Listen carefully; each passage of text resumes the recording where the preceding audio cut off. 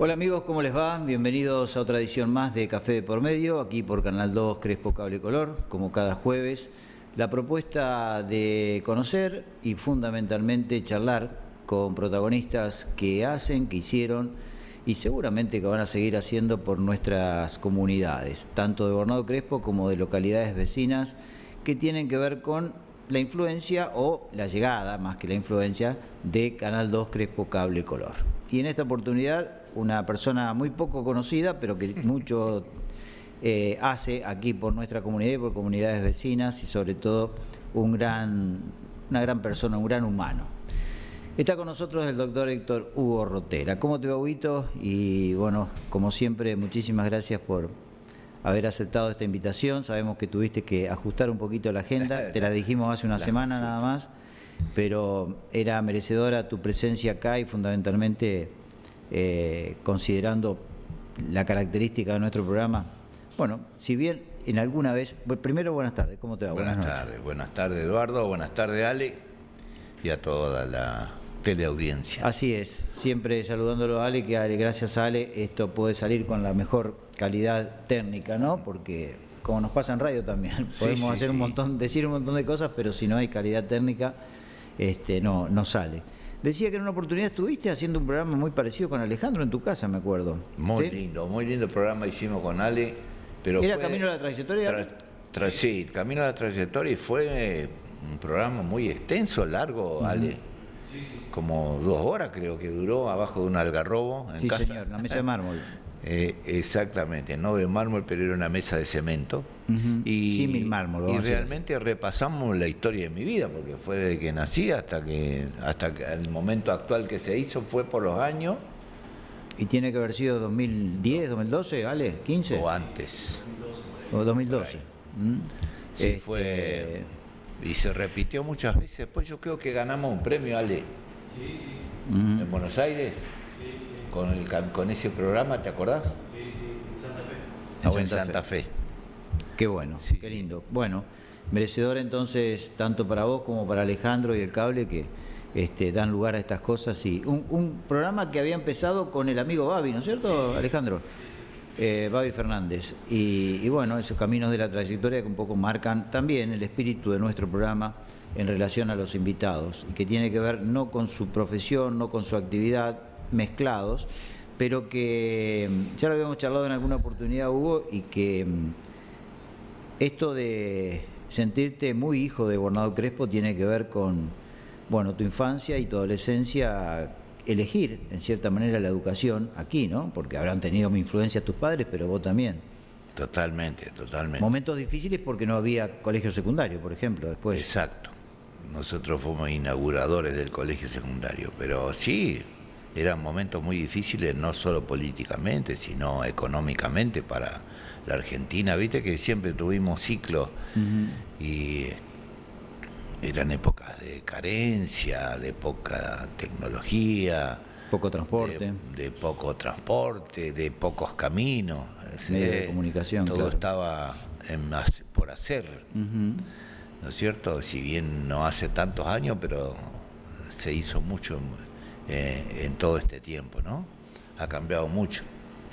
Tu programa me acordé cuando lo vi la otra vez. ¿Te acordás del programa del Perro Verde? Sí, con el español. Cuando decía él, voy a sacar lo mejor de los entrevistados, ¿no? Y esa era la época que se fumaba en público. Sí, señor. Sí, señor. Cigarrillo por medio, café también. Inclusive hacía unas pausas muy largas él. Hacía unas pausas muy largas esperando, ¿viste? Y haciendo muy buenas entrevistas, ¿no? Y me hizo acordar mucho la entrevista que hiciste con Moraz, fue muy buena. Con el Gordo. Sí, todas las entrevistas, pero eso fue muy especial, ¿no? Sí, en cierta manera, salvando las distancias, este señor, que ya me voy a acordar el apellido, tuvo en su mesa desde Sábato hasta Borges, por hablar algunos, ¿no? Pero varios. Impresionante. Todas las personalidades mundiales de esa época, ¿no? Sí. No sé si vive todavía este señor, que debe ser ya un señor muy mayor, pero eran entrevistas fantásticas, que acá en Argentina la podíamos ver por la TV pública, ATC en aquel momento, ¿no? Sí, esperábamos esa entrevista, pero sí, muy bien. Hugo, Sí. Sos un periodista de altísima calidad. No, falta mucho, por lo menos el título. Y algo más. Decimos siempre que las cosas que uno hace con pasión, viste, las hace con muchas ganas y fundamentalmente con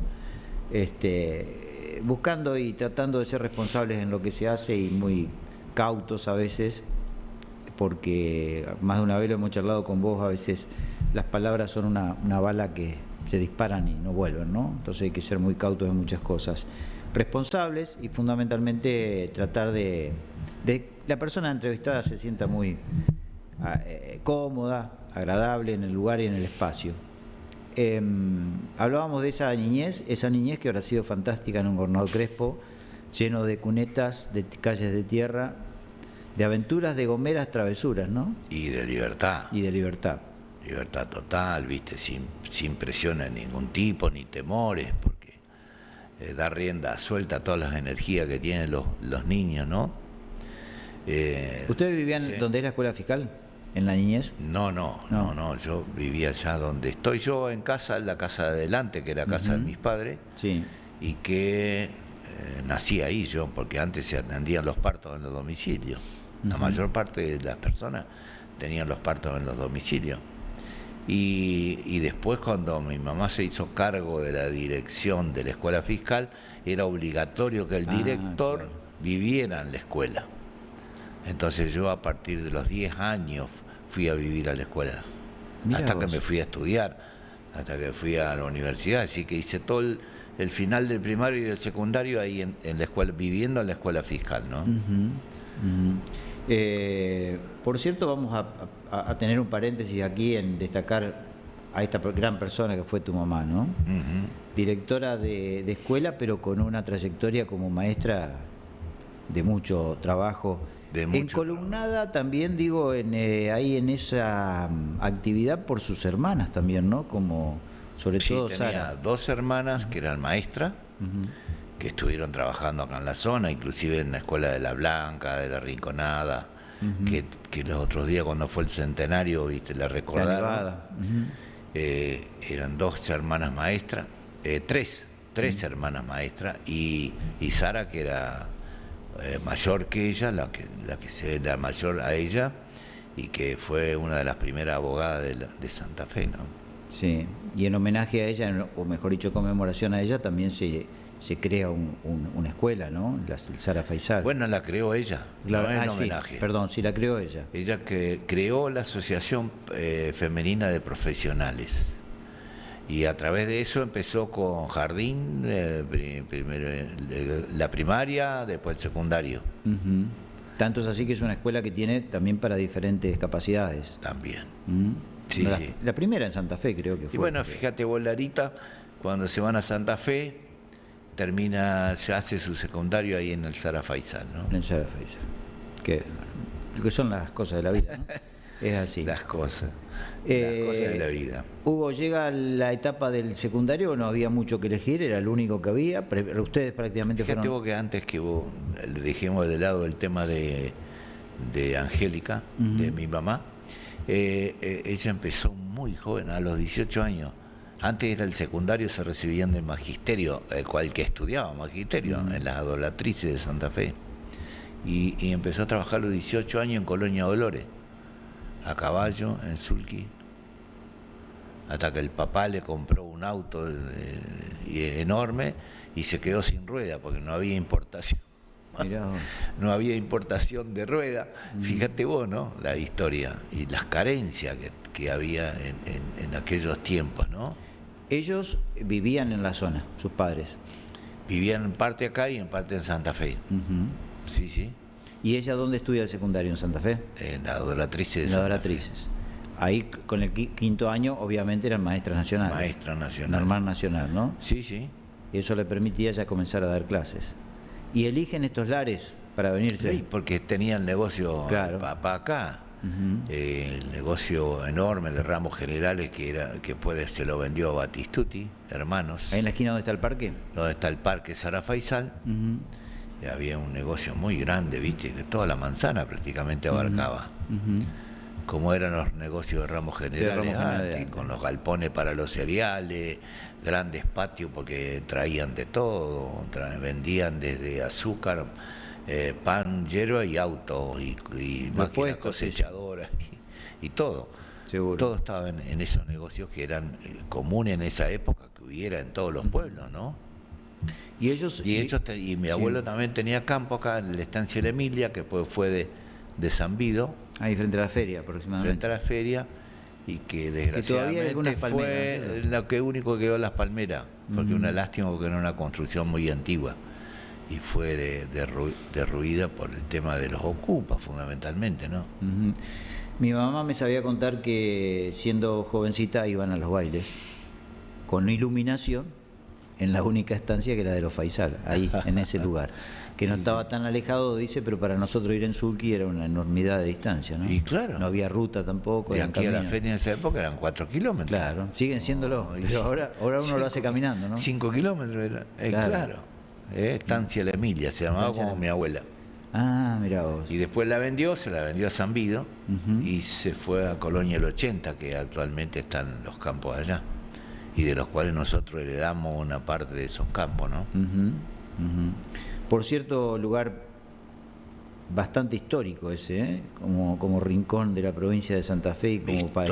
Histórico, que con el fuerte General Belgrano a 3.000 metros de la estancia del abuelo, y con la presencia del general Obligado varios años ahí, con la reducción del cacique Mariano en esa época, ¿viste?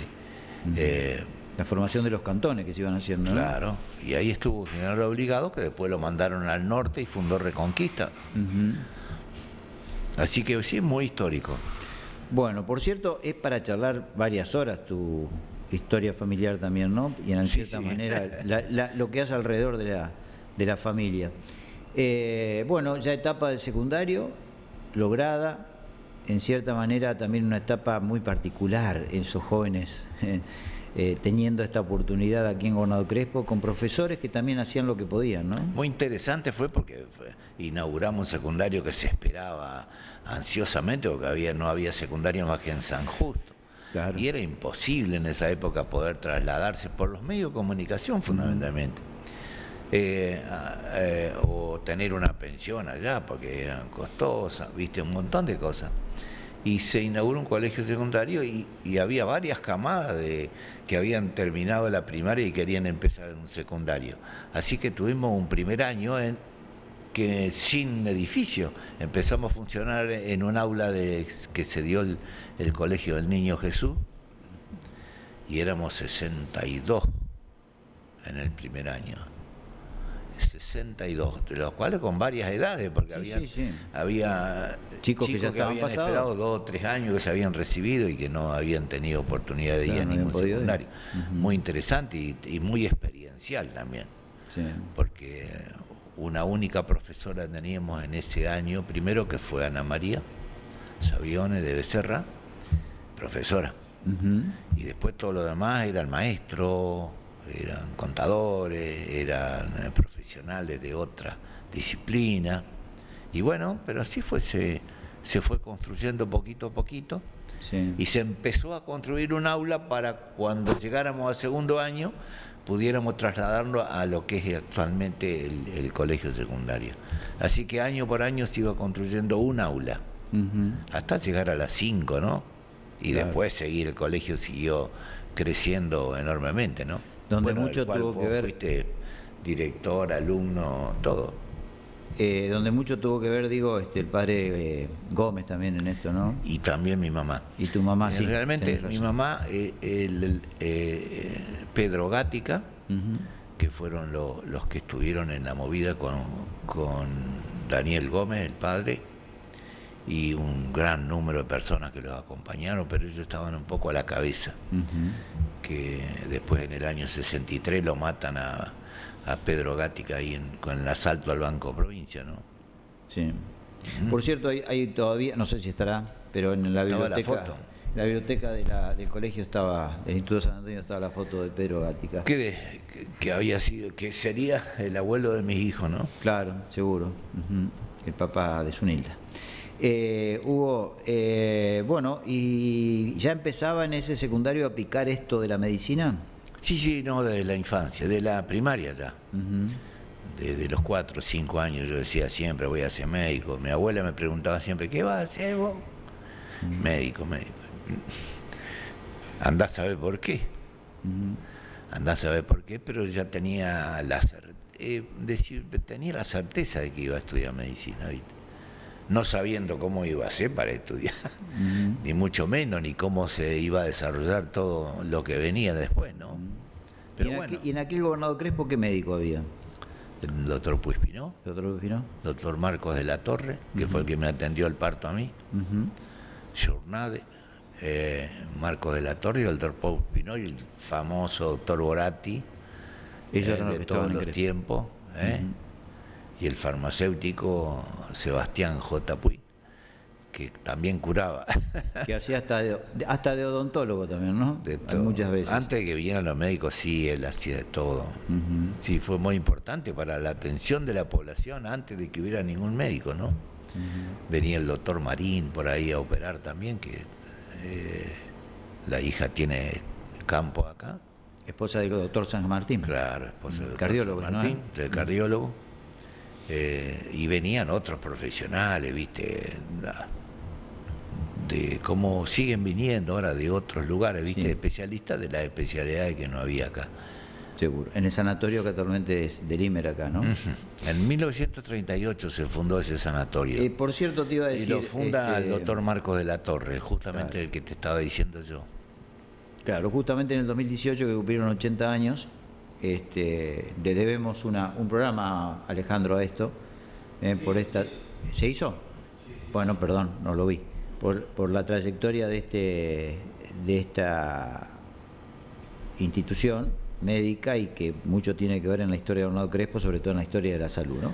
Sí, Hugo, ha tenido montones de transformaciones. Te imaginas del 38 hasta ahora. Toda la exigencia del ministerio que te van cambiando cada 2 o 3 años, tenés que Seguro. ir modificando alguna cosa.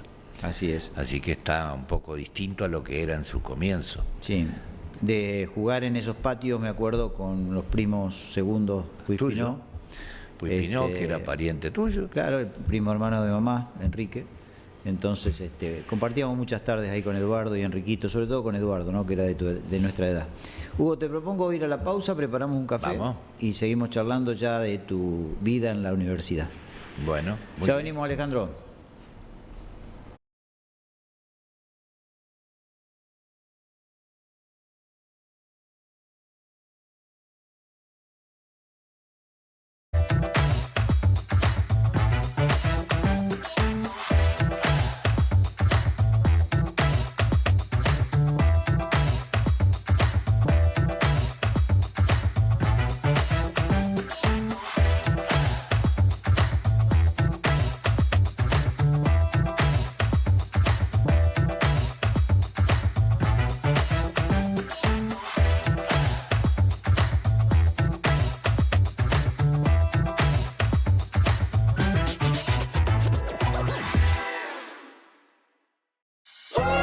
Don Solís, con todo para su hogar.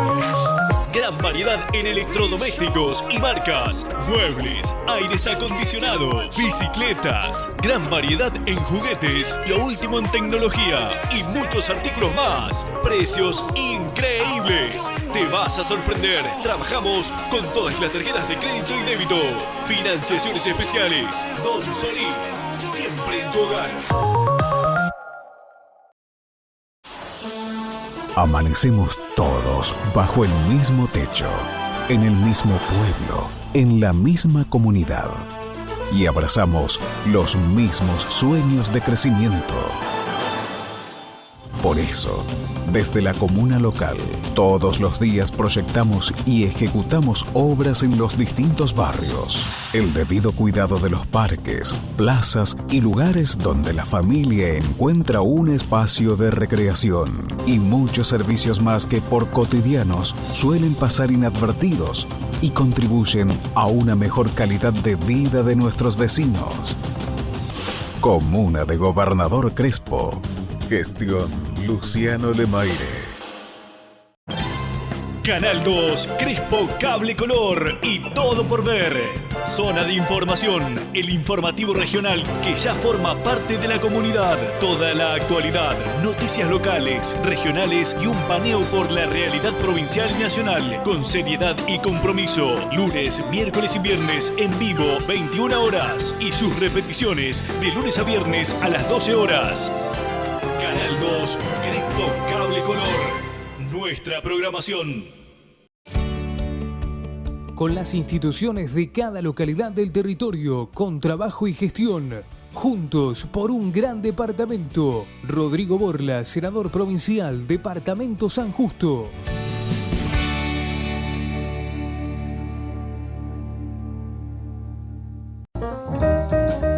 Crespo Cable Color y todo por ver. Café de por medio. Eduardo Bani y un espacio para conocer a fondo a los protagonistas de la política.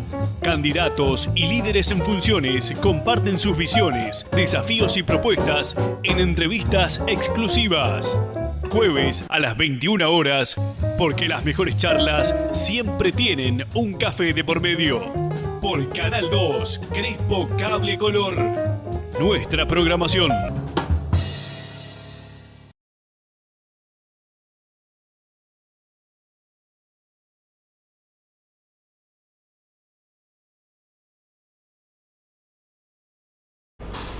Muy bien, seguimos aquí, ya estamos con el café por medio, como debe ser, ¿no? Así que seguimos charlando con Hugo. Héctor Hugo te llamás. Sí. ¿Y por qué Hugo? Nunca me dijeron Héctor. ¿Mamá cómo te llamaba, papá? Petizo. ¿Petizo? No, Hugo, siempre Hugo. ¿Y el hermano Daniel te dice Pichi? ¿Eh? El hermano Daniel te dice... Gatio. Gatio, claro, un aparato. Bueno, le vamos a mandar saludos a Daniel. Que había un personaje de la historieta que nosotros veíamos el librito de historieta. Gatión, Gol Tigre de la Quebrada se llamaba. Y era un personaje que es muy aventurero, ¿viste? Y él me puso Gatio. Mis dos hermanos me dicen Gatio. Hugo, antes de ir a la universidad, ya que dijiste esto de aventurero y demás, decíamos de una niñez que todos en esas épocas la hemos pasado fantástico. No digo que los chicos de ahora no la pasan, pero son totalmente distintas. Con una niñez con mucha naturaleza. Muchísimo. ¿Y ahí empezaste el amor por la naturaleza también? Sí, totalmente, porque teníamos bicicleta, por ejemplo, con todos los amigos nos íbamos a la solitaria, fíjate, en bicicleta por el medio del monte. Llevábamos para emparchar la bicicleta, todo, porque se nos pinchaba. Y nos quedábamos ahí teniendo 11, 12 años a dormir, sin nada, sin carpa, a la intemperie, comiendo lo que pescábamos o cazábamos. Abajo un árbol, digamos. Sí, lo más lindo que nos preparaban comida nuestra mamá. Nos daban una comida que la terminábamos antes de llegar. Claro. Los chicos como tienen comen. Y allá sobrevivimos como se podía, sí. Y sobre todo, me imagino que comer mucha fruta silvestre, porque en esa época se encontraban quintas. En la solitaria había mucho, ¿no? En no los montes tanto, también, no va a creer, no era todo monte cerrado, no había camino, nada, era una aventura, llegar primero era una aventura porque no conocíamos nada, por información que nos habían dicho. ¿Te imaginas en bicicleta? Que no hubiera pasado cualquier cosa, no hubiera picado una víbora, no hubiera pasado alguna herida, algo, no teníamos vuelta atrás ahí. ¿Y quién eran tus amigos, tus compañeros? Y mis hermanos, habitualmente más Ricardo que Daniel. Después a veces nos íbamos con Nachi Batistuti, ¿quién era? Julio Sereni. Se agrupaban, algunos se acoplaban, ¿viste? E iban con nosotros en bici. Y éramos 5, 6, 7. Pero así íbamos ahí o íbamos a la vertiente de Berger. Que por cierto era un balneario también, ¿no? Hermoso lugar en el verano. Precioso, pero inconsciente de todo peligro. Inconsciente porque esa vertiente es profunda. Fíjate, nosotros qué natación teníamos de pileta, eran las cunetas, lo que aprendíamos a nadar en las cunetas. Y ahí tipo, viste, Tarzán y todo lo demás, con un cuchillito en la boca nos sumergíamos y buscábamos los restos de vasija en el fondo de la vertiente. Talombuzal ahí, viste. Sí, sí, sí. Así que ya de chiquitos sí teníamos muchas aventuras de ese tipo, muy primitiva. ¿Te imaginas? Y en ¿qué va a llevar en bicicleta? ¿No? Que por cierto también... Y sin carpa, sin ningún Sí. tipo de ropa adecuada. No, Sí. así nomás. Pargata, como era antes, ¿no? Algunas zapatillas Sí, más o alguna menos. zapatillita. Sí. Más o menos, ¿no? Ese lugar, ya que hablabas de Lombuzal, también es lugar histórico, uno de los Un cantones lugar también, ¿no? histórico, sí. Paso del general Obligado y de otras tropas. Sí, había un fortín San Martín que estaba dentro de los campos que eran de Bernardo Kutcher y que está a unos 1000 metros del cementerio nuevo de San Martín, 1000 metros hacia el oeste. Y está tapado de vegetación y todo. Ahí dice que estuvo enterrado el cacique Mariano y estaban todas las cruces con los nombres de los fortineros hasta 1905. Ahí ya no hubo más. Pero después la gente la fue llevando, ¿viste? No quedó nada prácticamente. Una lástima porque acá no hay poca investigación histórica. Liche Gómez fue un poco investigador de eso, ¿no? Sí, rescató muchas cosas, pero de eso no quedó prácticamente nada. Una lástima porque Mirá, qué foto. Mirá, don Liche. Liche, ahí estamos dona juntos cuando Emma. reflotamos el museo. El museo. Fotaza. Una fotaza, sí, realmente. Fíjate vos que interesante y teníamos mucha permisividad de nuestros padres. Nos daban como que teníamos la preparación o la seguridad para ir a esos lugares, ¿viste? Sí, como que estaban hechos. No sé, hoy un chico lo deja ahí solo a los 10, 11, 12 años, ¿viste? Sí. Es como que era otra mentalidad, ¿viste? Otros. Sí, porque los otra peligros forma de existieron educación, siempre. Más con muchas, qué sé yo, serpientes, por ahí algún momento quizás la gente no era tan... No había gente mala posiblemente. Gente mala me refiero a delincuentes, ese tipo de cosas que pueden haber ocasionado algún daño. Pero sí existían los peligros naturales. Sí, los peligros naturales. Yo una vez estando, te digo, con el cuchillito loco y sumergido, me empecé como a ahogar y si no hubiera estado Daniel, mi hermano, ahí me ahogo, ahí nomás, porque me iba a ahogar. Y bueno, Daniel me rescató un poco, ¿viste? No había habido historia. Hoy Café por Medio de otra Rotera no hubiera habido. Hugo, bueno, ya en un paso comenzás a, como dijiste, a tener este gusto por la medicina y decir, bueno, me voy a estudiar. Sí, terminamos el secundario, muy lindo secundario, todo experiencial. Todo, para todos era experiencial. Sí, para todo. Pero de cualquier forma, muy interesante una acotación que yo siempre hago. Siendo un secundario que se inauguró con pocos profesores, porque después de Ana María llegó Mari, sí, extraordinaria también, profesora, tienen los dos profesores. Fueron acoplándose más profesores, pero casi siempre terminamos con no profesores. Claro. Y sin embargo, fíjate vos que decidimos con Masón, se entusiasmó para estudiar medicina también. Fue Eladio Masón, que estuvo acá. El flaco. Exacto. Con el cual vamos a dar una charla ahora en marzo del año que viene acá, en el museo también. Mirá qué lindo. Acerca de las personas de 60 años en adelante. ¿Qué hacer hoy en día? Qué lindo. Lo que se llama la sexualescencia, ¿no? Bueno, y decidimos ir a Córdoba.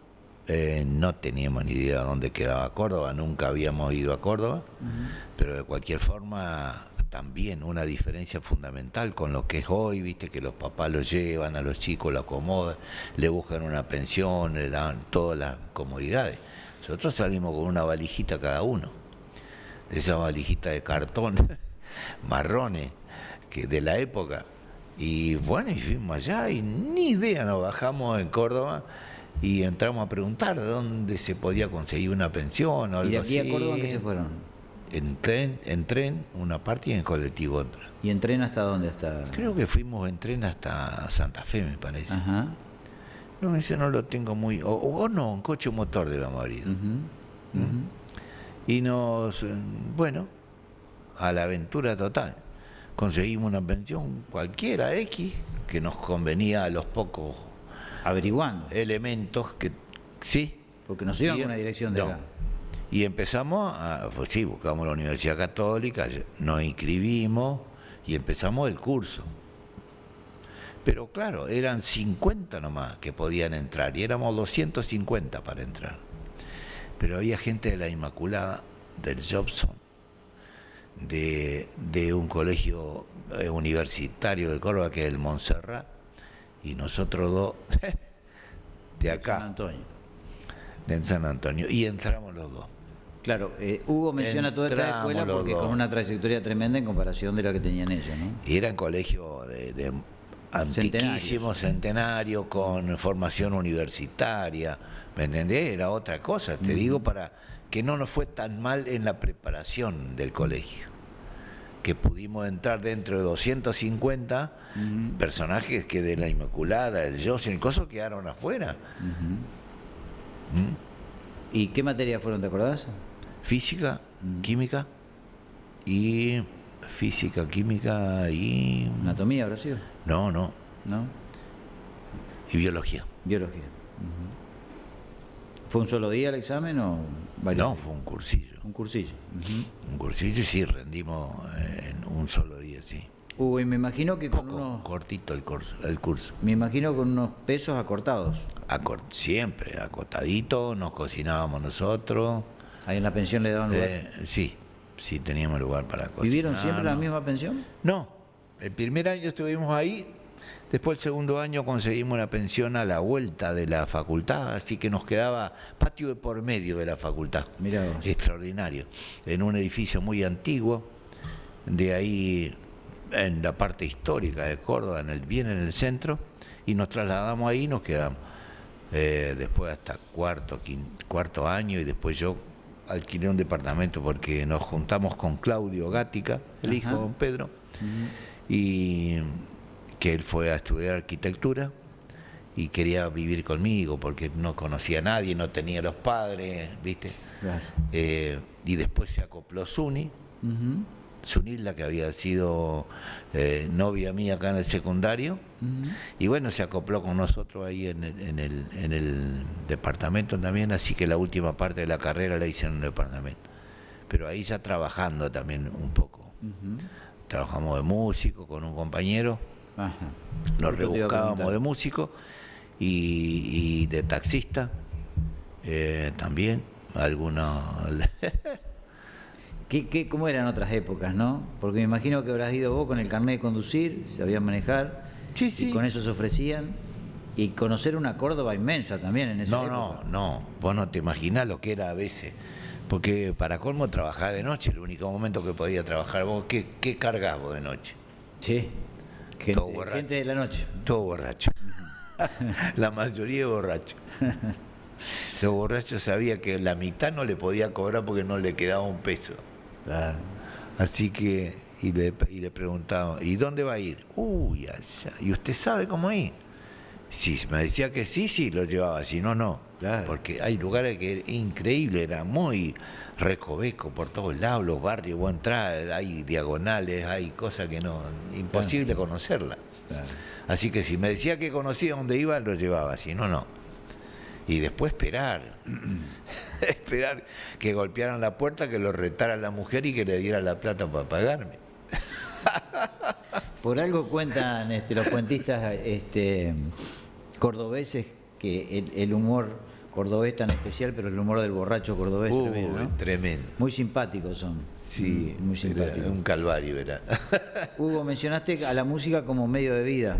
No, sí, como Ahí, en ese momento, no tanto a mediodía, porque mis padres siempre me mandaron. Pero una ayuda. Claro, Daniel trabajaba con mi papá y ellos me ayudaron económicamente, mi mamá toda la vida. Camioneros los dos. Ajá, camioneros los dos. Y bueno, gracias a ellos pude seguir estudiando. Lo otro era como para tener unos pesos más, no iba a vivir de eso. Pero sí actuábamos mucho con un amigo alemán que teníamos, compañero alemán, que fue compañero después toda mi vida. ¿Un ciudadano alemán que estaba estudiando medicina? vino a los 10 años de allá de Alemania. Y era hijo de un oftalmólogo de Reconquista, Schwender. Y bueno, estudió en segundo año, se acopló conmigo porque había ido a la Universidad de Rosario y no podía pasar anatomía, como 3 veces lo bocharon. Y bueno, se cambió de universidad y era un tipo muy inteligente, pero Rosario era muy difícil. Así que bueno, se cambió de Rosario a Córdoba. Ahí, como era guitarrista, yo aprendí muchísimo con él, me enseñó muchísimo. Y desde que llegó él empezamos a actuar, actuamos en la televisión, en Canal 10 en Córdoba, hacíamos música internacional con otra chica que fue novia mía, y hacíamos música internacional, actuábamos, viste, en teatro, hasta que llegamos a actuar en el teatro más grande de Córdoba, en el Riviera Indarte. Así que bueno, la música fue un hito importante, tal es así que en tercer año, cuarto de medicina, no, en tercer año fue, que se me planteó la posibilidad de hacer una gira por Europa, justamente con esta chica, que hacíamos música internacional, cantábamos en 22 idiomas y hacemos música que aprendíamos en las delegaciones culturales y las embajadas de los países. Así que era muy fiel la música que aprendíamos, nos enseñaban ellos, de primera mano, ¿me entendés? Íbamos a la embajada, a la delegación cultural de Grecia, de Corea, de cosas, y nos enseñaban sus cosas más tradicionales. Y entonces nosotros después la podíamos tocar bien, sin decir cualquier cosa, porque no es fácil cantar en coreano y cuando uno no sabe el idioma. Sin embargo, hasta ahora a mí me quedan las canciones esas, que todavía me las acuerdo. Sí, sí, supe escucharte cantando una canción en coreano. Y bueno, sí, se presentó esa disyuntiva, ¿viste? Y bueno, y ya estaba embaladísimo yo, pero bueno, le comenté a mi papá y mi papá se fue hasta allá y tuvimos una charla muy interesante. Dejó de trabajar, estaba por el Chaco, por no sé dónde, y se fue a Córdoba y charlamos y me dijo, bueno, sí, yo sé que te gusta mucho la música a vos, pero no sé si vas a vivir en la música. Claro. Y dice, o cuánto tiempo te va a estar con la música, pero y si vos terminás primero y después te dedicás a lo que vos querés. Claro. Me pareció un razonamiento sencillo y práctico. Así que no, deseché de eso, que era un año, un impas de un año, y me dediqué a la medicina a terminar, ¿no? Por suerte nunca jamás tuve dificultad con la carrera. Aparte que nos exigían mucho en la católica, no podés repetir. O te vas nomás después, porque tenés que aprobar todas las materias, tenés que... Y como yo tuve muy buen promedio en el primer año, en el segundo año me dieron un préstamo de honor, es decir, que no pagaba más. Una especie de beca, digamos. Una beca total hasta quinto año, hasta terminar la carrera sexto año, que vos lo tenés que devolver cuando pudieras que empezaras a trabajar como médico, tenías que pagarle la cuota a otro. Qué bueno, qué interesante eso, ¿eh? Qué buen sistema. Préstamo de honor se llama. Entonces, vos, una vez que yo me recibí, que estuve acomodado, que sabía que podía pagar una cuota, le fui pagando una cuota a otro que le dieron un préstamo de honor. ¿A otro que elegías vos? No, eso lo elige la universidad de acuerdo a los promedios. Claro, también hacía lo mismo que hicieron con vos. Exacto. Mirá qué bueno, qué lindo sistema, ¿eh? Y así que yo no pagué del segundo año. ¿Se sigue aplicando eso, sabes? Sí, se sigue aplicando, es un método buenísimo. Y los cumplen, ¿eh? Los que egresan los cumplen, no es que van a decir, porque no hay ninguna exigencia. Por eso se llama préstamo de honor. Claro. Vos lo devolvés si vos querés, pero tenés... ¿Quién no lo va a devolver? Mensaje muy hermoso este, ¿no? Miren si no La Sociedad de los Poetas Muertos, la película. ¿Viste? Que habla del honor. Entre tantas cosas. Así que muy interesante, la facultad fue una experiencia interesante. ¿Cuántos años hiciste la carrera vos? 6. 6. 6 años, porque ahí es año por año. De cualquier forma yo perdí un año, me hubiera recibido mucho antes. Yo me recibí a los 24 años, hubiera terminado a los 23 y no hubiera hecho el servicio militar. Ah, claro, ahí está. De eso me estaba acordando. Un servicio militar muy accidentado, muy ¿Por qué? fuerte, con mucha muerte en el medio, por el cordobazo. El Cordobazo me tocó a mí como órgano de choque, ¿viste? Éramos paracaidistas, y como paracaidistas éramos órgano de choque contra la guerrilla. ¿Te tocó hacerlo en Córdoba, digamos? Sí. Sí. Yo pedí en Córdoba voluntario paracaidista porque te dejaban salir a la facultad. Y resulta que se tornó tan peligroso el tema de la guerrilla y todo lo demás, que el primer día que entré nos acuartelaron, no nos dejaron salir a ninguna parte. Y entrenamiento al máximo. Entrenamiento, pero tremendo. Este año 1964. Yo creo que hasta ahora me dura el entrenamiento. 1966, 64. 69. 69, perdón, sí, en el Cordobazo. En el Cordobazo fue en el 69 con Onganía, que fue en contra de Onganía, ¿no? Claro. Movimiento Después obrero. Onganía le costó el gobierno. Claro. Córdoba fue eje de esto o centro de esto precisamente por la gran cantidad de centros de trabajadores obreros que había. De trabajadores, de obreros y de estudiantes. De estudiantes. Unidos. Sí. Y bueno, y en esa época empezó a actuar Montonero, ¿viste? Y empezó a revolucionarse muy difícil. La primera acción de los Montoneros, que fue la toma de Calera en el mismo año, en el 69, eran ex compañeros míos de la facultad, de la Universidad Católica. No era gente...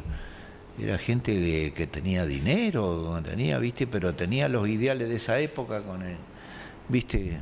Exaltado con el tema del Che Guevara, con el tema del socialismo, del comunismo, con la igualdad y con un montón de cosas que se le metieron en la cabeza equivocadamente, porque no era tan así. Bueno, nunca conocí un país comunista que fueran igualitarios. Seguro. Y bueno, la toma de la Calera fue en ese año, y la mayoría eran compañeros míos del curso siguiente al mío, eran mayores, pero un año mayor que yo. Así que, y bueno, la mayor parte quedaron presos, quedaron mutilados, algunos que se consiguió escapar, y después yo nunca más tuve novedades de ellos. Pero bueno, épocas muy convulsivas. Y me tocó por eso muy fuerte. El compañero mío, el chofer donde yo era ambulanciero durante el 69, se murió ahí al lado mío con un disparo. Sí, fueron movimientos muy fuertes, sí. Y después me eligieron para hacer una experiencia en el sur entre 10 soldados, entre 10 soldados que teníamos que ir.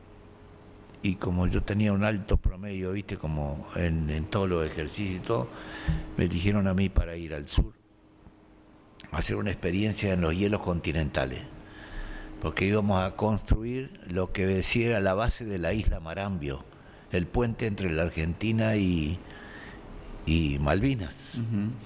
Y bueno, y entonces hicimos un entrenamiento previo en pleno invierno en Bariloche de 2 meses. Y después de ahí nos largaron al helicóptero en el glaciar Uppsala, en el medio del hielo, y que sobreviviéramos como se podía.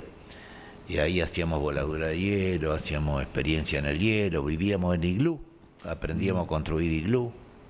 Y ahí ya nos venían a buscar para mandarnos para tirarnos a la isla Marambio, para que hiciéramos una pista precaria para que pudiera aterrizar los aviones. Pero se largó uno de la aviación en los últimos días que estábamos nosotros, el Tango 1, después lo degradaron, porque si bien que era un héroe, pero se metió sin permiso, sin nada, dijo que él podía aterrizar y aterrizó, y bueno, listo, una vez que en la isla Marambio. En la isla Marambio. Y se nos terminó nosotros la experiencia. Claro. Volvimos. Y después me dieron baja de honor y estuve 9 meses nomás en el servicio militar, pero perdí el año de carrera. Base Marambio, que por cierto fue muy conocida popularmente por José María Muñoz, cuando transmitía los domingos, decía, me escucha, Base Marambio. Sí. Transmitían los partidos para ellos, ¿no? Sí. Para los científicos, siempre, investigadores, fuerzas militares que estaban ahí. Todo ahí, sí. Que creo que se renueva cada 6 meses. Claro, 70, 80 personas están permanentes ahí. Y es el puente es un lugar estratégico. El puente entre el continente y las Malvinas, ¿no? ¿Y qué hay de cierto que a los que van los operan de apéndices? Antes, ahora ya no. No, ahora no, habitualmente no. Porque hay aviones, Claro, lo sacan rápido. comunicación, lo sacan rápido, pero habitual. Antes sí, tenía que estar operado de apéndice ahí. Claro. Sí, sí. Hugo, bueno, una vez recibido te venís, voy avanzando así porque sabemos que Hugo hizo un espacio en su agenda para venir y no tenemos tanto tiempo. ¿Te venís a hacer la residencia en Santa Fe? Sí, elijo. Esa es una foto de España, ¿no? Es una foto, Portugal, eso es Portugal. Portugal. Uh-huh. Sí, qué linda foto esa. Hermoso. En Portugal, sí, un hermoso lugar. Portugal es precioso, es Lisboa eso. Uh-huh. La capital. Muy lindo. La verdad que es recomendable hacer una excursión por Portugal, pero tiene unos lugares maravillosos. Bueno, eso es un estado ya de... En el monte, mirá un guayabo ahí. ¿Eh? Sí, un guayabo, en el monte. Un día hay una esa tarde planta lisita, blanca, es un guayabo, mirá. La que está en B. Uh-huh. La que está en B.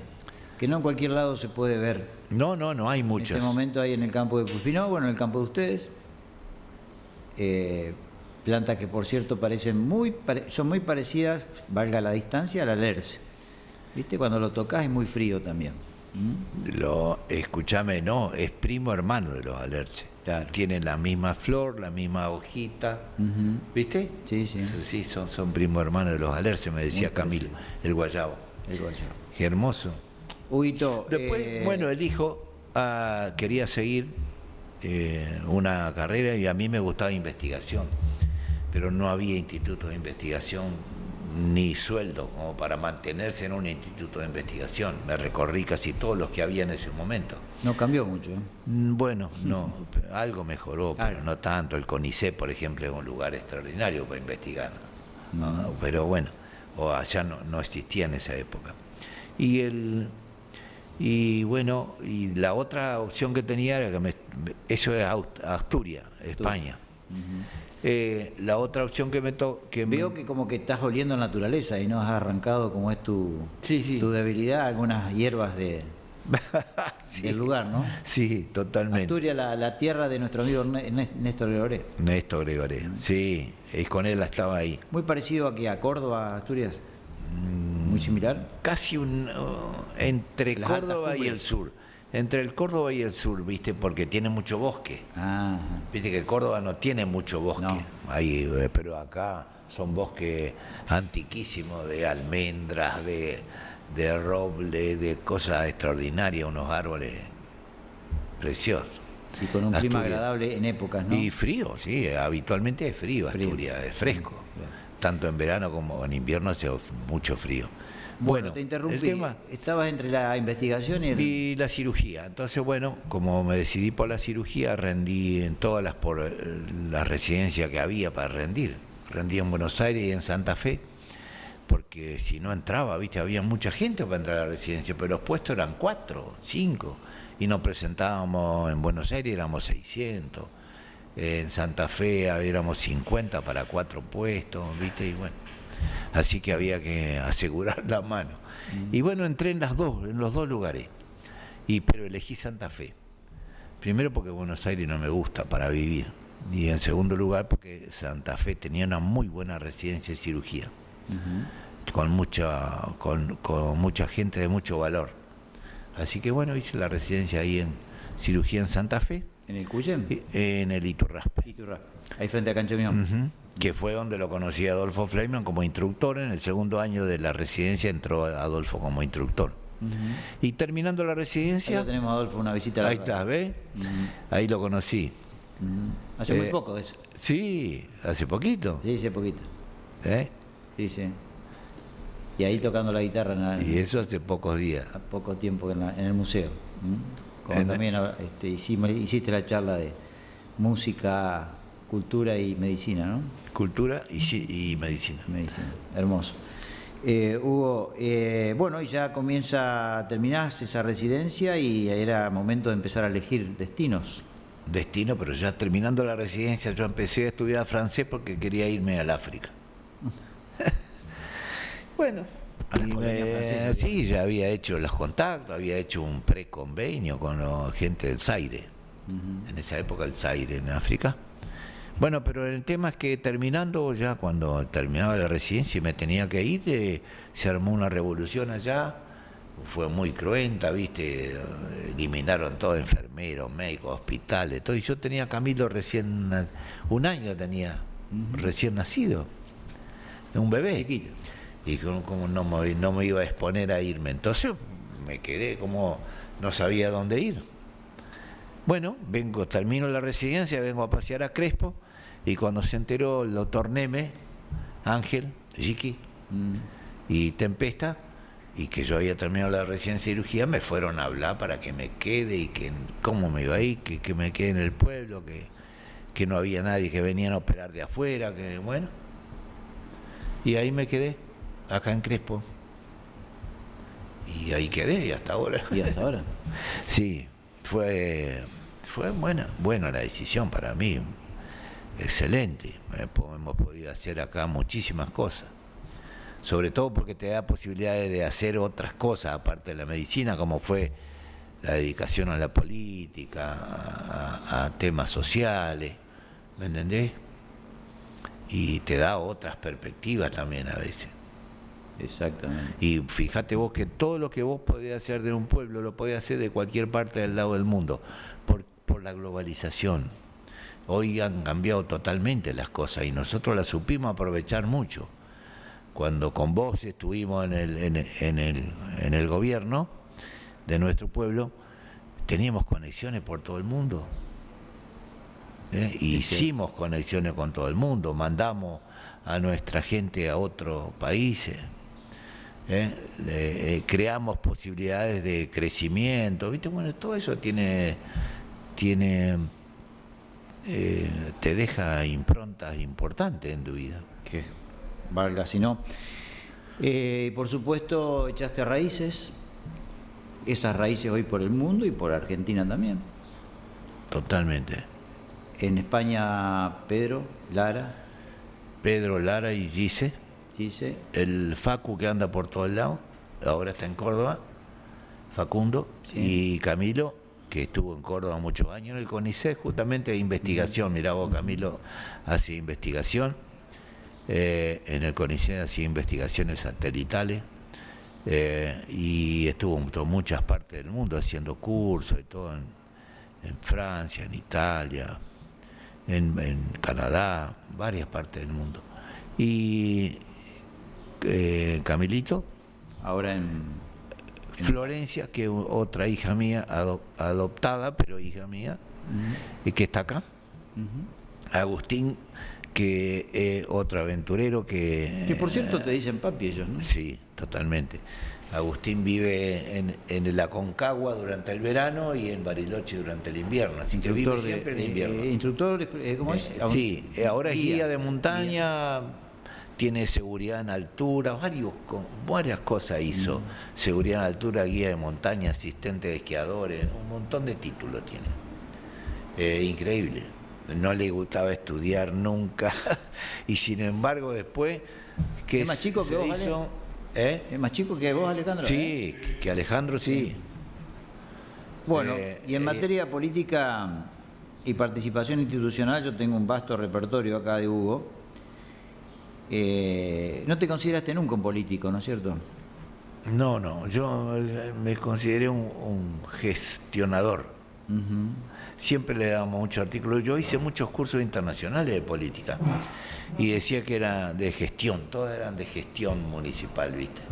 ¿Cómo hacer para que sin pocos recursos podés hacer muchas cosas? ¿Cómo hacer una gobernanza? La gobernanza es el arte de gobernar bien, que no es lo mismo que gobernar, ¿viste? Sí, señor. Así es. Se llama gobernanza, un término bastante dentro de todo moderno. Y sobre eso hice varios cursos en España, en Uruguay, ¿viste? En Brasil, y después de eso di muchas conferencias también en muchos lugares acerca de los planes estratégicos para las comunidades pequeñas, que eso fue una cosa que hicimos acá nosotros, que lo tomaron en muchos lugares. Yo voy a hacer al revés, porque muy prontito, el 10 de diciembre, en la legislatura de la provincia de Santa Fe, al doctor, a Héctor Hugo Rotela, al ciudadano, lo van a distinguir con valores democráticos que llevan el nombre del doctor Raúl Ricardo Alfonsín. No sé si les dice algo. Porque Hugo fue vicepresidente comunal de 1987 a 1995, fue presidente comunal del 95 al 99, candidato a senador departamental en 1999. En el marco de políticas internacionales y desarrollo, fue presidente fundador de la subregión centro-oeste de la provincia, firmando convenios marco internacional de integración con Arambaré, en Brasil, firma de convenio de integración de subregión centro-este de la Argentina con la subregión centro del estado de Río Grande do Sul. Fue miembro de la Federación de Municipios de la provincia de 1995 a 1999. Realizó charlas sobre planes estratégicos para pequeñas poblaciones y medianas en Rufino y también en la ciudad de Santa Fe. También realizó charlas sobre democracias participativas, planes estratégicos en Brasilia, Porto Alegre, Santa María do Sul y en Tapes, que es una ciudad brasilera, muy pegado, muy cerquita a la Laguna de los Patos, ¿no? Fue miembro de la activo de la Unión Iberoamericana de Municipios, concursos sobre gestión municipal en España, Uruguay y Brasil, charla en la Cámara de Uruguay sobre federalismo, charla sobre Argentina en la Universidad de Oklahoma. Fue designado desde el 2006 al 2012 como representante de la Asociación Brasileña de Municipios en la Argentina. Participación activa en intercambios a nivel cultural y comercial en el Mercosur. Gracias a la integración con Brasil, hay 2 construcciones en el nombre de nuestro pueblo en la avenida principal de la ciudad, 2 construcciones, la ciudad de Arambaré. Y también hay 2 árboles aquí, oriundos de Brasil, y uno oriundo nuestro, ¿no? Que tuvieron que había que cambiar el nombre a uno. Fue fundador del Salón Cultural junto a delegaciones argentinas y brasileñas en Arambaré. Participó en la inauguración del Campeonato de Aguas Abiertas en la Laguna de los Patos, con nadadores de nuestra subregión, que ahí te acompañaron profesores de acá también, ¿no? Sí, iban nadadores. Y nadadores. Hicieron un papel extraordinario. Una chica llevamos de San Javier, porque llevábamos a la subregión, esa es la importancia de la subregión. ¿Te acordás? Sí, sí. Que participaban 3 departamentos, San Justo, San Javier y Vera. Y llevábamos gente de todo, no es que solamente nos dedicábamos al pueblo. Ese era el valor de la subregión. Hicimos emprendimientos productivos con la subregión porque se le daban créditos que después sin intereses que devolvían como iban, se iba pudiendo la gente, los emprendimientos.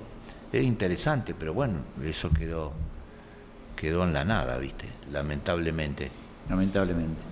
Yo digo que siempre en el tema de todos los congresos y todos los cursos que he hecho de gestión municipal, el mayor problema de la falta de crecimiento de los pueblos es la falta de madurez democrática. Esto significa que los programas que yo hago, si no le gusta al que viene, lo eliminan y empezar de nuevo otra cosa distinta. Las políticas de Estado no hay continuidad y por eso lo difícil de implantar un plan estratégico a largo plazo como deberían ser. Yo de aquí nosotros hicimos un plan estratégico a 25 años, flexible, que decir que vos tenés que modificarlo de acuerdo a cómo corren los tiempos, ayornándolo, ¿no? y las economías y los vaivenes del país, pero ya sabés dónde vas a ir vos.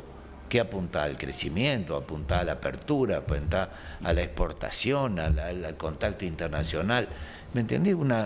Te insertás en la globalización.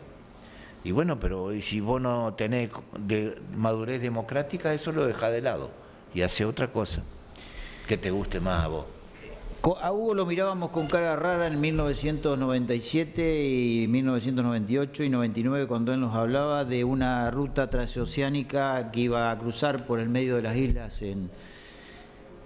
saliendo de San Javier, iba a llegar al Uruguay y al Brasil.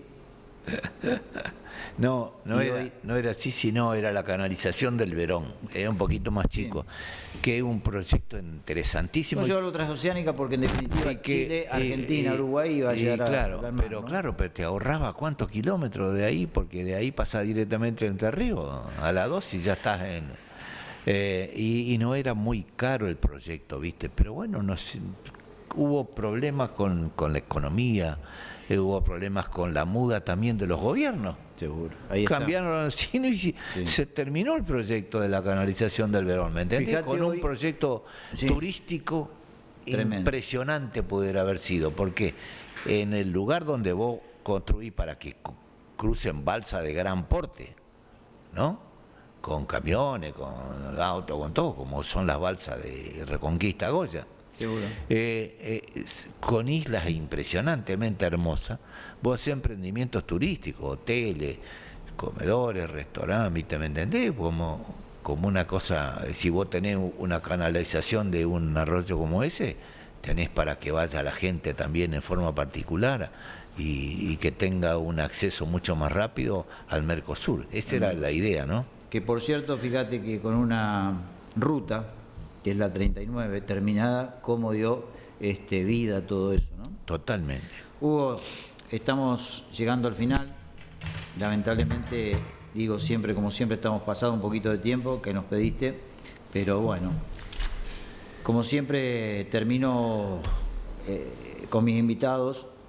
De todas maneras, el año que viene, cuando abramos nuevamente Café de Por Medio, te voy a volver a llamar, y si justo coincide con el flaco Mazón, con el doctor Mazón, lo vamos a traer para charlar de eso tan lindo que van a hacer y siguiendo un poco de esta aventura y de esta vida universitaria que deben tener muchas cosas para contarnos. Por ahí lo vamos a sumar al doctor Roberto también, ¿no? A la mesa. Huguito,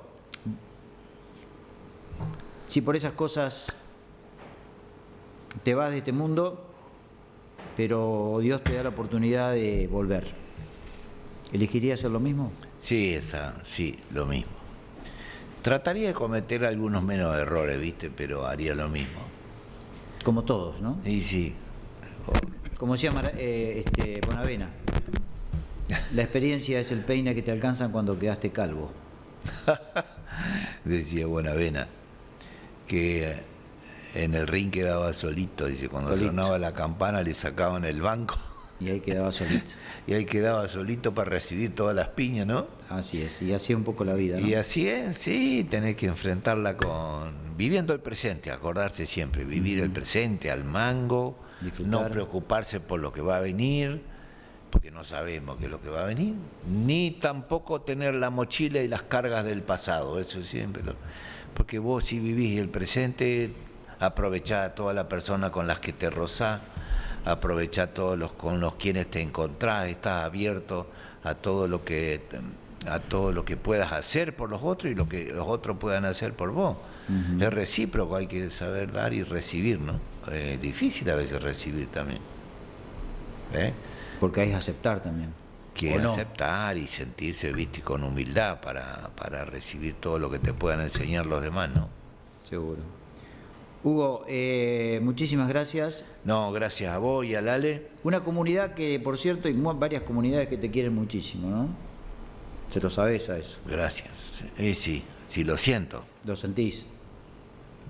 No solamente en tu actividad profesional, sino también en todo. Sí, lo siento, sí. Hay mucha transmisión, viste, del afecto. Bueno, eso es importante. Se siente. Y hay cosas inesperadas, viste, el premio que vos estás mencionando a mí me agarró inesperadamente. Y bueno, también son reconocimientos a la trayectoria y a las cosas que le ha puesto uno en la vida, que le han gustado, ¿no? Y que de paso te traen retribuciones también, sin esperarla, ¿no?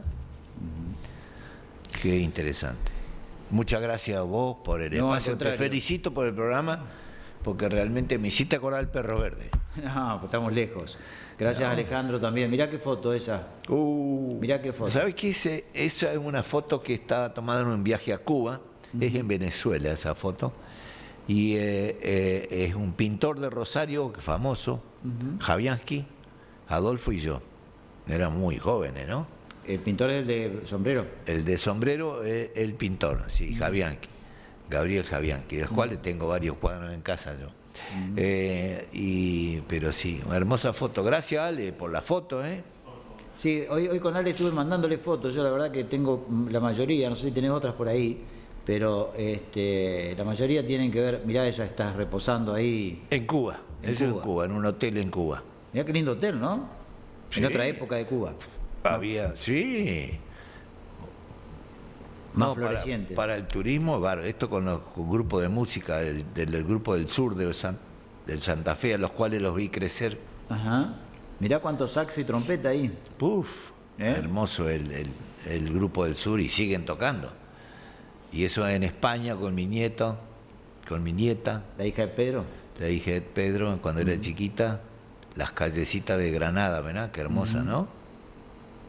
¿Pedro sigue trabajando en su lugar ahí? Sí, sigue al pie de la Alhambra está Pedro, un lugar precioso. ¿Se llama el bar? La Lidio. La Lidio. Así que viajeros argentinos, La si van Lidio. por la Alhambra. Y seguro que van, porque hay un pasaje obligatorio de todos los turistas. Ajá. Sí. Qué lindo. Bueno, Huguito, última pregunta. Una sola silla, o dos, vos podés elegir, no más de eso. ¿A quién sentarías? No, eso no se puede. No sabes. No sé porque... Necesitas 100 sillas, Sí, mínimo. mínimo. No, unas cuantas, sí, seguro. Seguro, porque sí. Empezando por mis hijos. Ujú. Pero no sabría quién sentar al lado mío, la verdad. Viste que después que se nos van nuestras raíces naturales, que son nuestros padres, o nuestros abuelos, pero nuestros padres generalmente donde más tenemos una relación más